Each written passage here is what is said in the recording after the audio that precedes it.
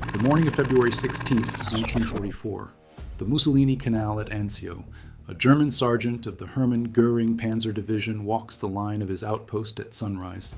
He's done this for 6 days running. His unit holds a position the Wehrmacht considers tactically sound. Sentries are posted every 20 meters along the bank. A field telephone runs back to the company command post, 400 meters to the rear. A runner is ready to carry verbal messages if the wire goes down. The chain of command stretches back through 3 more echelons to regimental headquarters.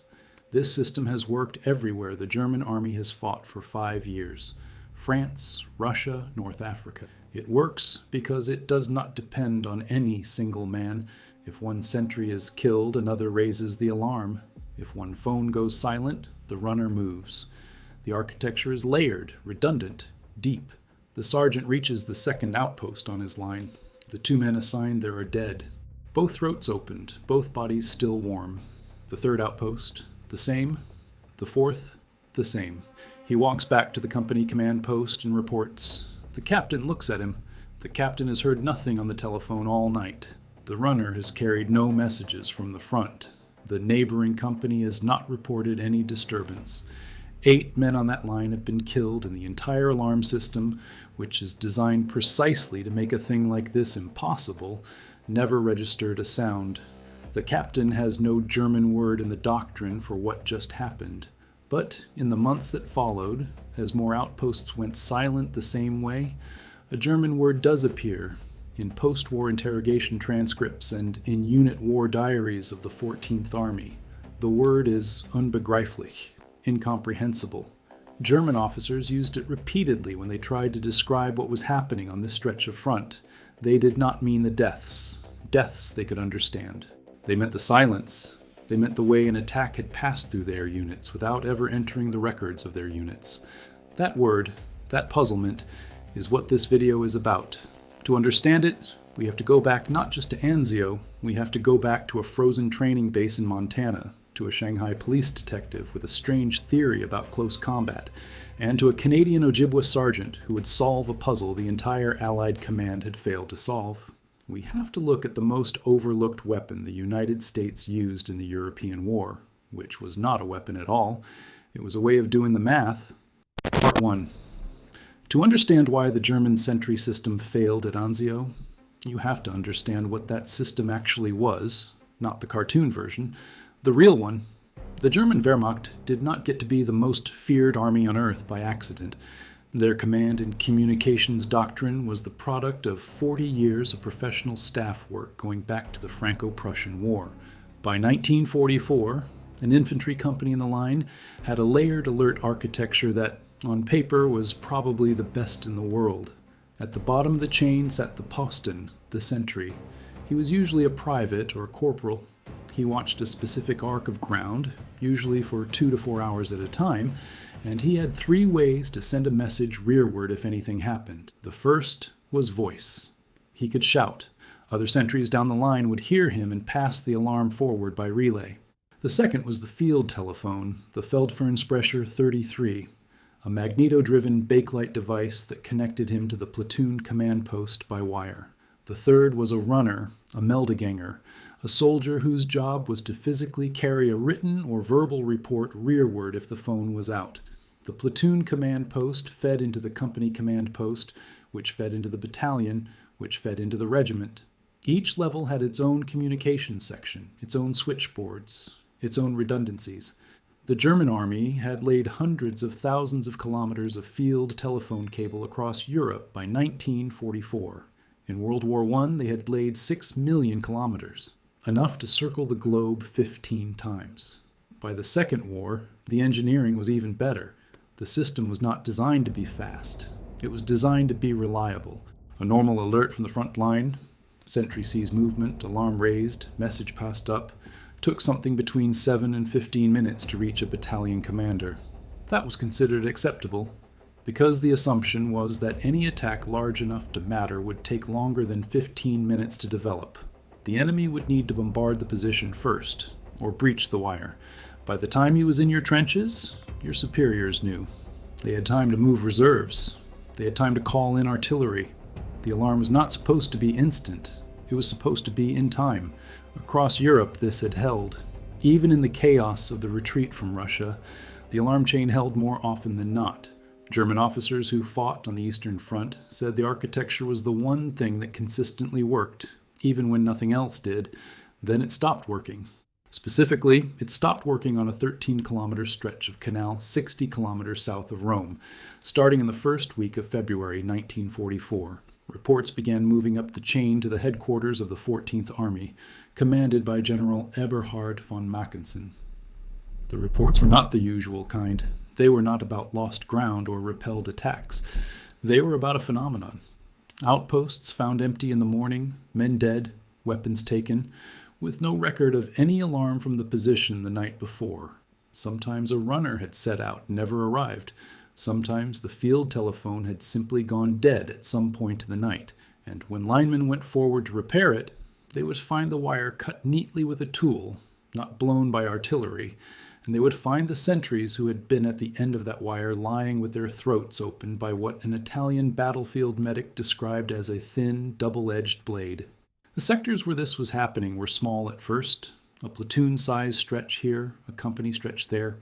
Within 10 days, German divisional intelligence at Anzio understood that something specific was occurring opposite the Mussolini Canal, in the sector held by a unit they had no entry for in their order of battle files. The Allied troops there were not behaving like American Rangers, whom the Germans had encountered before and broken decisively at Cisterna 2 weeks earlier. They were behaving like something else. A captured order found on a German lieutenant during a prisoner snatch in February contained a phrase that has survived in unit records and was later quoted in Robert Burns' post-war history of the unit. The order read in part that German soldiers in the Anzio sector were now to consider themselves fighting an elite Canadian-American force.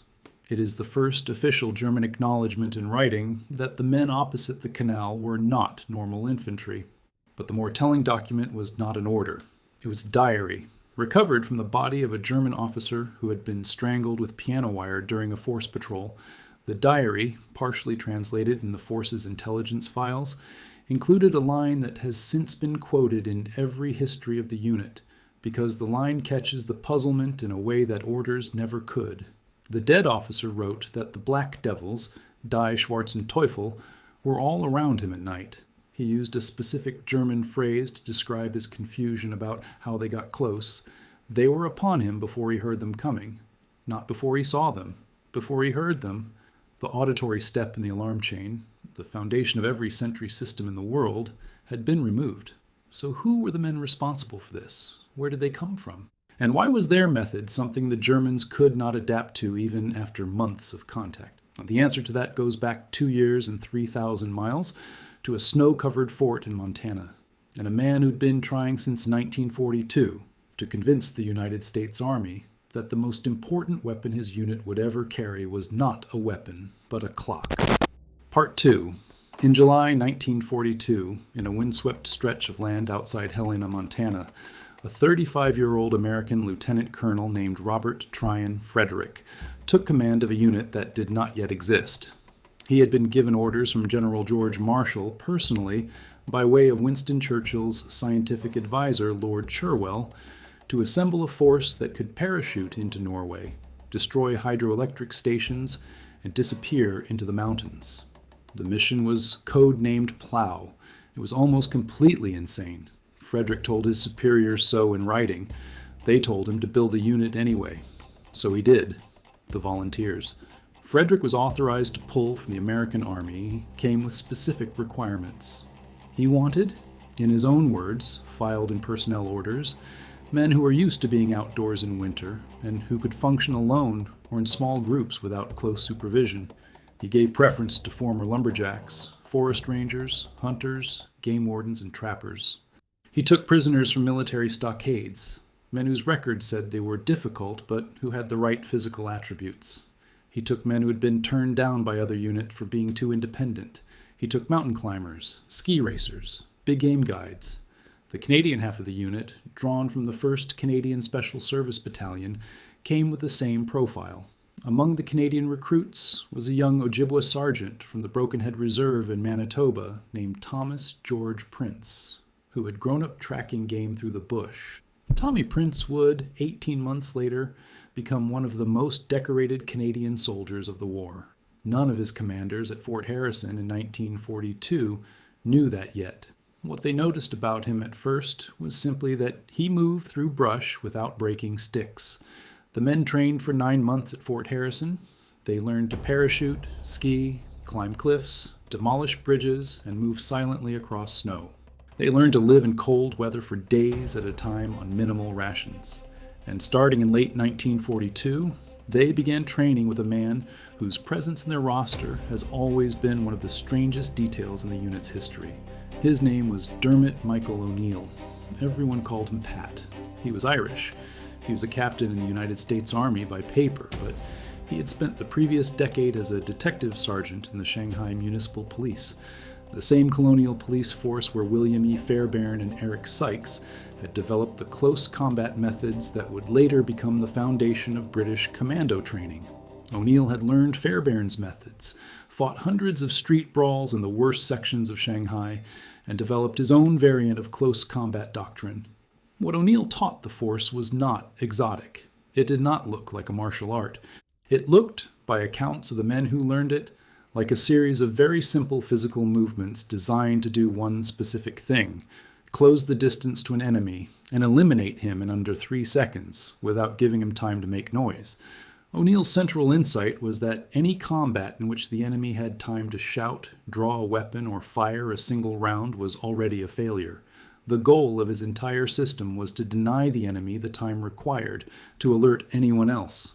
To carry the system into the field, Frederick wanted a knife. He took the Fairbairn Sykes commando knife and worked with W.R. Case and Sons Cutlery in Bradford, Pennsylvania, to produce something close to it, but adapted for parka-wearing soldiers in cold conditions. The result was the V-42, roughly 7.5 inches of blackened double-edged steel, point-balanced for thrusting, with a thumb groove on the spine and a small steel skull crusher on the pommel. The Case factory produced 3,423 of them. Every man in the combat echelon of the 1st Special Service Force was issued one. The V-42 was so closely identified with the unit that it became part of the unit's coat of arms in 1943 and remains, today, part of the United States Army Special Forces insignia. The knife had one purpose. It was a tool for silent killing, optimized for thrusting at vital organs through clothing, designed to function in the few seconds Pat O'Neill's methods required. Now consider what Frederick had assembled by the spring of 1943. A unit of about 1,800 men, hand-selected for independence and physical capability, trained in winter and mountain operations, drilled in a hand-to-hand combat system whose entire design philosophy was the denial of noise, equipped with a knife designed for the same purpose. The unit was, by any reasonable measure, the most thoroughly prepared silent infiltration force the Western Allies had ever fielded. What nobody, including Frederick, fully understood yet was that the system he had built was about to be tested not against Norwegian power stations, but against the most professional defensive army in Europe, on flat ground, across a canal, in plain sight of German artillery, for 99 consecutive nights. Before we go on, a word that belongs here. The men who carried out what you're about to hear were not famous in their lifetimes. Most of them were dead by the 1980s. Tommy Prince ended his life in a Winnipeg hospital ward in 1977. Sam Byrne, whose diary survived, was a private from the Pacific Northwest who never sought attention. If their work matters to you, if you think the planning that goes on behind a battlefield deserves the same respect as the battle itself, then a small thing helps. Tap the like button. It keeps these stories visible for one more week, for one more viewer. That is all this section is asking. What happened next, when the force was actually deployed into combat for the first time, was a near disaster that turned, by the end of one terrible night on a frozen Italian mountain, into the proof that everything Frederick had built actually worked. The bigger test was still ahead. Part 3. Italy in late 1943 was not Norway. The Plough mission had been cancelled, and the force, by then assembled and trained, had been sent first to the Aleutian Islands in the summer of 1943, where it had landed on the island of Kiska, only to discover that the Japanese had evacuated days earlier. Then it had been redirected to the Mediterranean, attached to General Mark Clark's Fifth Army, and ordered into the most brutal sector of the Italian winter line, a mountain feature called Monte la Difensa. The force took it in a single-night assault on December 3, 1943, climbing a near-vertical cliff in darkness and overrunning the German position before dawn. The cost was severe. By mid-January 1944, after several follow-up engagements, the force had taken 77% casualties. Of the 1,800 men who had started the campaign, fewer than 500 were still combat effective. These were the men, depleted and exhausted, who were rotated to the Anzio beachhead on February 1, 1944. Robert Frederick had been promoted to brigadier general 2 weeks earlier. He had been told his unit would replace the 1st and 3rd Ranger battalions, who had been effectively destroyed at the Battle of Cisterna 10 days earlier, when 767 Rangers out of 767 had been killed or captured trying to infiltrate German positions north of Anzio. Frederick now had roughly 1,100 effective men, and was being asked to hold approximately 13 kilometers, about a quarter of the entire perimeter, against the Hermann Goering Panzer Division and other elements of the German 14th Army. Roughly 10,000 men, a 9-to-1 disadvantage, on flat ground, with no real fortifications. Frederick made a decision in his first briefing with his officers on the night of February 1st. The phrase he used, recorded in the unit's war diary, was that the force would own the night. He meant it operationally, not poetically.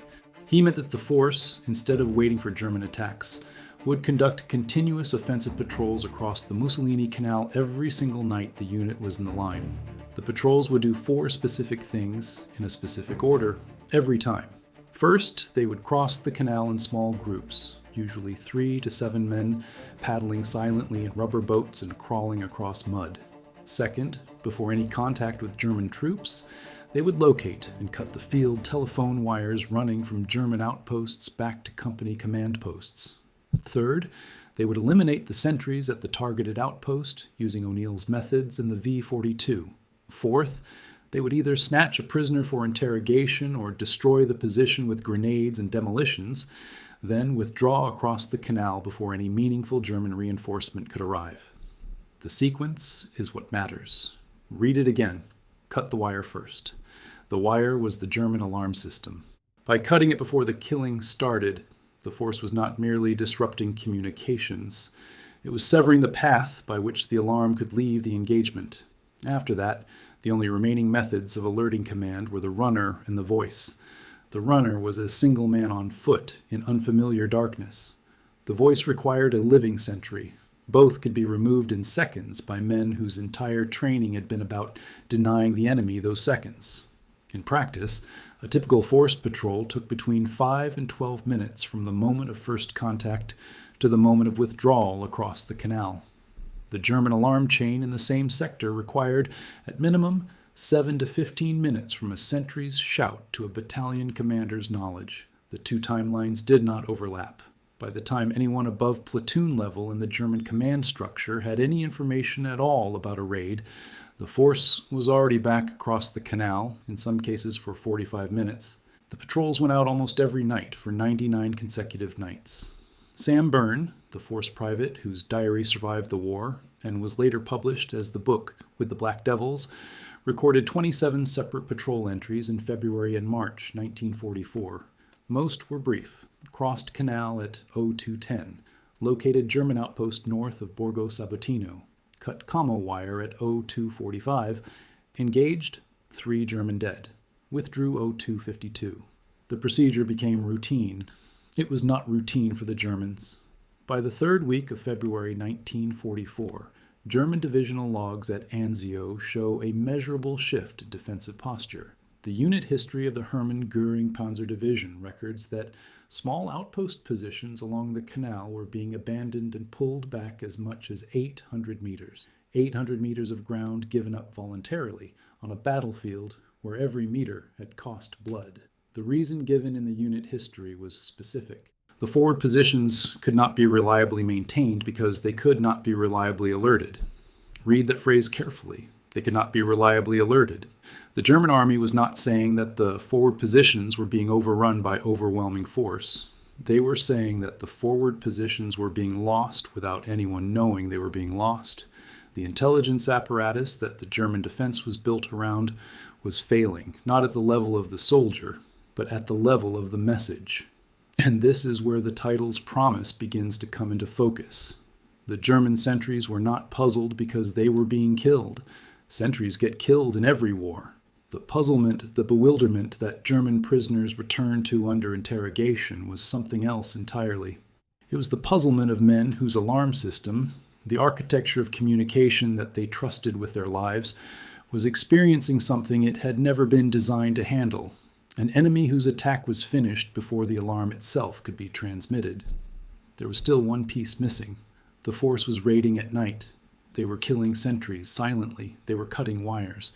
But the deepest layer of what they were doing, the part that would eventually shake the German command structure all the way up to von Mackensen's headquarters, was a psychological campaign that one Canadian sergeant in particular would push into a register the German army had never seen before.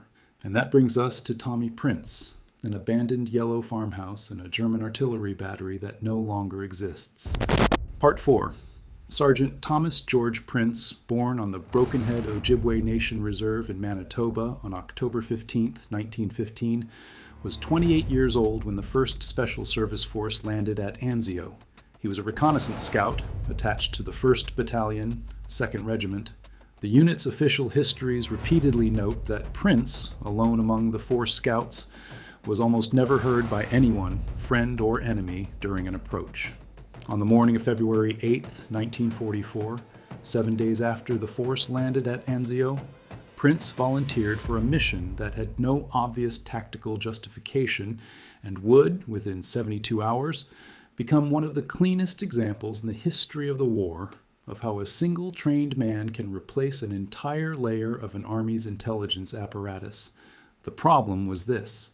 German artillery batteries had been firing on Allied positions east of the canal, and the existing forward observers could not reliably identify the German gun positions. Counter-battery fire was hitting empty fields. Prince was tasked with finding an observation post from which he could spot the German batteries directly and call corrections back to American artillery in real time. He picked an abandoned yellow stone farmhouse in the fields northeast of Latina. Its exact location is preserved in the war diary. It stood approximately 200 meters from the nearest German artillery position. To get there, Prince and a small support team unrolled approximately 1,400 meters of telephone wire from the FSSF lines, ran it through fields and irrigation ditches, and into the farmhouse. Prince concealed himself in the upper floor and began reporting on German positions through a field telephone wired directly back to American artillery fire control. For 3 days, he stayed there. He watched the German batteries. He called corrections. American shells began landing accurately, and the German guns, which had been firing freely, started taking losses. On the 3rd day, a German shell, possibly aimed, possibly random, cut his telephone line somewhere in the field outside. He could no longer report. What Prince did next is documented in the military medal citation he was awarded in February 1944, and it is one of the most cited acts of personal initiative in Canadian military history. He found a set of Italian farmer's overalls and a hat in the house. He put them on. He walked out the front door of the farmhouse in full view of the German positions 200 meters away. He carried a hoe. He pretended to weed the field. He walked the line of the wire. When he found the break, he knelt down as though to tie his shoelaces. While bent over, he repaired the wire with his bare hands. Then he stood up, faced the German position, shook his fist at them in apparent peasant anger, then turned and shook his fist at the Allied lines for good measure and walked back to the farmhouse. The Germans watched him the entire time. They did not fire. They did not understand that the man tending the field was a Canadian Special Forces sergeant. By that night, Prince was back on the line, calling fire missions. By the end of his tour in the farmhouse, 4 German artillery positions had been destroyed by counter-battery fire he directed. The reason Prince's story matters here is not just that he was personally brave. The reason it matters is that it sits at the exact center of the title's question. Because what Prince did to the German artillery was a slower, more elegant version of what the entire force was doing every night to the German alarm system. He was replacing one part of his enemy's perception with his own perception. He was making the German army see what he wanted them to see and not see what was actually there. The same principle was operating at a tactical scale every time a force patrol crossed the canal. The Germans had built a system that depended on knowing what was happening at the front line and getting that information rearward. The force was, every single night, breaking that system at the point where it was weakest, not by attacking it head on, but by replacing what the system was sensing. Cut the wire. The wire reports nothing. Kill the sentry. The sentry reports nothing. Disappear into the canal before the runner can move. The system reports nothing. The German command does not know that a position has been lost until daybreak, when somebody walks down the line and finds the dead. And then there was the deeper layer. The force, under Frederick's direction, began leaving printed adhesive stickers at the scenes of their raids. The stickers carried the force's red spearhead insignia and a single line of text in German. Das dicke Ende kommt noch. Roughly translated, the worst is yet to come. They were pasted on the helmets and on the foreheads of dead German soldiers. They were left on doorways of overrun positions. They were tucked into the pockets of corpses. The psychological mathematics of those stickers was something the force's intelligence officer, Major Robert Burns, understood very precisely. The stickers did not threaten the German soldier who was already dead. They threatened the German soldier who would arrive in the morning to recover the body. They created a state in which the German army was experiencing not just an attack, but a communication from the attacker. The force was not just killing the alarm system. It was sending its own message through the dead system, and the message was, we were here, we are still here, and there's no version of this defense that lets you stop us. You do not, in standard military doctrine, communicate with your enemy through his dead. The Germans had no doctrinal framework for what was happening to them, and without a framework, all you have left is puzzlement. A note for the people watching who had family in the European War. If your father or grandfather served in the Italian campaign, in the Anzio beachhead, in the 1st Special Service Force itself, or in any of the units that fought alongside it, the 3rd Division, the 45th, the 36th, the 1st Armored, I would consider it a real honor to read their story in the comments below. What unit did they serve in? What did they tell you about the nights at Anzio? The official histories miss most of what mattered. The family stories often catch what the official records missed. By March of 1944, German command was no longer treating the FSSF sector as a normal stretch of front. Specialized counter-raid patrols were being assembled. The puzzlement was about to be answered at last by the men who had created it, in a way that would change how every Western army has thought about night operations ever since. Part 5. The puzzlement was real. We know it was real because the German command, almost despite themselves, started writing it down. By April of 1944, the intelligence section of the Hermann Goering Panzer Division had begun forwarding reports up the chain about the FSSF sector that read, in the words later quoted by Lloyd Clark's History of the German Command at Anzio, like reports of a phenomenon rather than reports of an enemy. The reports asked for additional electronic listening equipment. They asked for tripwire systems with auditory alarms that did not depend on telephone wire. They asked for searchlights, for additional sentries, for a doubling of the patrols sent into no man's land. The Army group level approved most of these requests. Almost none of them changed the outcomes. In the interrogations of German prisoners captured by the force in the spring of 1944, 3 patterns kept showing up. They were summarized by Force Intelligence in a report later cited by Robert Burns in his post-war history. The first pattern, prisoners consistently overestimated the size of the unit attacking them. A captured lieutenant told his force questioners that he believed he had been fighting an entire Allied division. The actual strength of the force at that point was under 1,000 men. The second pattern, prisoners described the raids as having no recognizable beginning. They reported finding themselves under fire or under physical attack, without any prior indication that an enemy was near. The third pattern, prisoners said the most demoralizing element of the FSSF sector was not the casualties themselves, but the failure of their own alarm system to function predictably. They reported, in their own words, that they no longer trusted the architecture of their own defense. This is the answer to the title's puzzle. The German sentries were puzzled not because they were being killed and not because they were losing ground. Sentries in every war are killed. Ground is lost in every war. They were puzzled because the system they had been trained to rely on, the layered, redundant, deeply engineered alarm chain that had protected their professional army through 5 years of warfare on 3 continents, was failing in a way it had never failed before.